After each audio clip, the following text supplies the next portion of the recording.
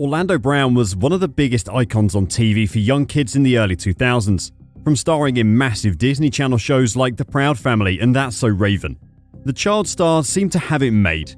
But after one small mistake, Orlando found himself banned from working with the very studio that made him a household name.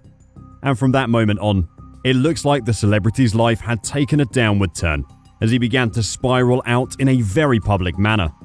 Since then, it's been hard not to wonder, what drove Orlando Brown into such a bad place, both mentally and physically? It's unclear exactly how much Orlando was making while working with Disney, but the fact that he was a supporting character in one of the channel's most successful shows, That's So Raven, most likely means that he was earning a decent living.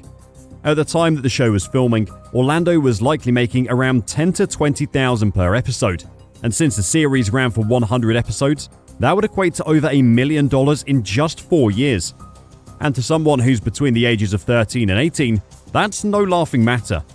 It's too bad that the reservoir eventually had to dry up, and after a single run-in with law enforcement, Orlando found himself axed from the Disney family. The incident occurred in 2007 as Orlando was driving through Houston, Texas. The actor found himself being pulled over due to a headlight infringement, but was quickly detained once the officer asked to search the vehicle and allegedly found marijuana in the car door. Orlando Brown was charged with misdemeanor possession before being released.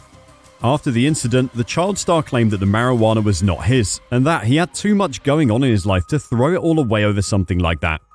However, Disney has always prided itself on keeping a clean name, and therefore didn't allow any of its stars to have any blemishes on their records. This meant, despite working with them for years, Orlando was essentially banned from working on any future Disney projects, and never appeared in a Disney Channel production ever again. Orlando tried to keep himself afloat by starting up his own independent music label, Young Star Entertainment, from which he would produce multiple songs, none of which ever made it into the Billboard Top 100 charts or even came close. And while going independent might be a decent decision in today's world, in the early 2000s it was much harder to become successful without any solid connections. With little success coming, Orlando Brown only seemed to spiral further, despite trying to keep a positive attitude about his life. In 2011, the young star would face his first DUI arrest. While driving around Hollywood, Orlando was pulled over after an officer noticed that his car didn't have a license plate on it. And after claiming to smell alcohol, the officer subjected Orlando to a sobriety test which he failed. Orlando Brown was then brought to and booked at the North Hollywood police station. Now, this case could have easily ended there if Orlando had paid his fines and enrolled in a court-order alcohol education class. But after failing to do either of those things in the allotted time span, a warrant was placed for the star's arrest, and in no time, he was facing 180 days in jail. After being released from his 180-day sentence, it was clear that Orlando still needed to get help for himself, which he never ended up getting. It almost seemed like things might be looking up when a That's So Raven reunion on The View was announced. Sadly, it wasn't long before that actor began making claims that still have no real evidence to back them up. For instance, this was the first time that Orlando mentioned that he and Raven used to date, which was quickly denied by his co-star, and the section was even cut out of the interview once it aired. But that wasn't the last time that Orlando would bring up his alleged relationship with Raven. Taking it a step further in an interview that he did for Vlad TV, the star went into detail about his sexual history with his co-star.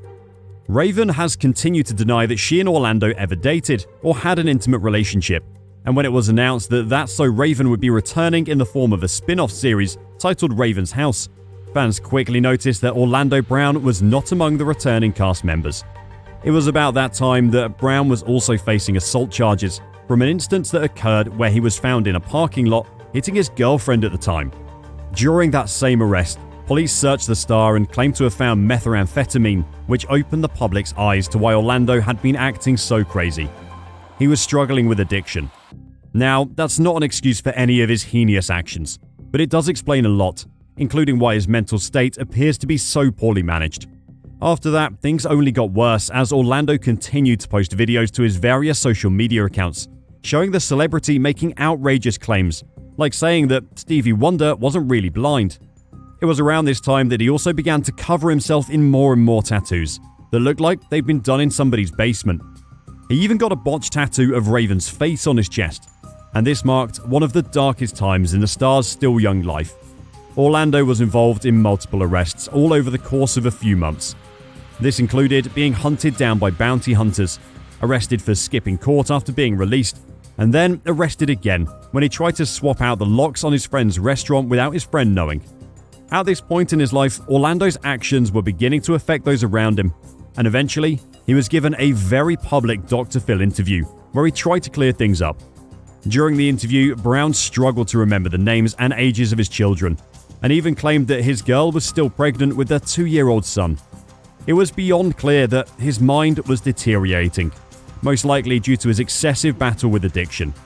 Now, Orlando has been claiming to be sober for more than 4 years at the time of the interview, despite what news outlets and articles would have the public believe. Though his actions certainly speak louder than his words did. Over time, Orlando has continued to post videos to his accounts, making outlandish claims and showing that he is still in need of help, despite claiming to be sober. In one of his more recent videos, he even went on a semi-rant about Drake, claiming that he's living 2 different lives, one as a male and one as a female. It's unclear exactly what Orlando Brown is going to be doing over the next couple of years, but hopefully, he'll get the help that he needs to stop making a fool of himself. What do you think though? Is Orlando really as lost as he looks in his video? Or is there more to what he's been saying than we think? Let us know in the comments below, and if you enjoyed today's video, be sure to like and subscribe to our channel so that you don't miss any more celebrity mishaps.